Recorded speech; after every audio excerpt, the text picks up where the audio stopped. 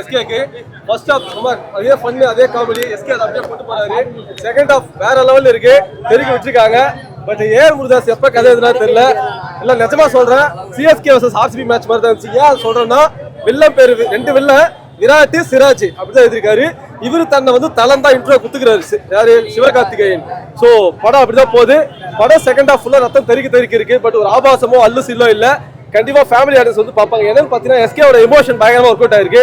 அவருக்கே உண்டான அந்த நகைச்சுவை வந்து ஃபர்ஸ்ட் ஹாஃப்ல வேற லெவல்ல பண்ணிருக்காரு. ஸோ படம் சூப்பரா இருக்கு. எஸ்கே வந்து திரும்ப அதை தான் கொண்டு வரணும். ஸோ இப்படியே வந்தா எஸ்கே வந்து ஒரு பெரிய இடத்த பிடிப்பார் தமிழ்நாட்டில். அது கண்டிப்பா நான் சொல்றேன். ஸோ வித்யுத் ஜம்பால் ஐயோ மனுஷன் வேற லெவல்ல பின்னிருக்காரு. சிவகார்த்திகேயனுக்கு எந்த அளவுக்கு ஒரு ஹீரோக்கு டஃப் கொடுக்கணுமோ வில்லனுக்கு ஏஆர் முருகதாஸ் கடைசிக்கு அதை கொடுத்துருக்காரு. படம் நல்லா இருக்கு, ஃபேமிலிஸ் வந்து பார்க்கலாம்.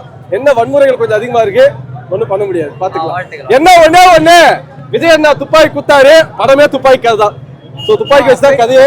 பெரிய ஸ்கிரீன்ல போட சொல்றேன். படம் சூப்பர். இல்ல லாக் எல்லாம் எதுவும் கிடையாது. ஃபர்ஸ்ட் ஹாஃப் எப்பவுமே அப்படிதான். சோ அப்படின்னு கொண்டு போறாங்க. பட் ஃபர்ஸ்ட் ஹாஃப் அவரோட ஹியூமர் சென்ஸ் நல்லா ஒர்க் அவுட் ஆகுது. சோ படம் நல்லாவே போகுது, நல்லா இருக்கு, பார்க்கலாம், எல்லாரும் பார்க்கலாம்.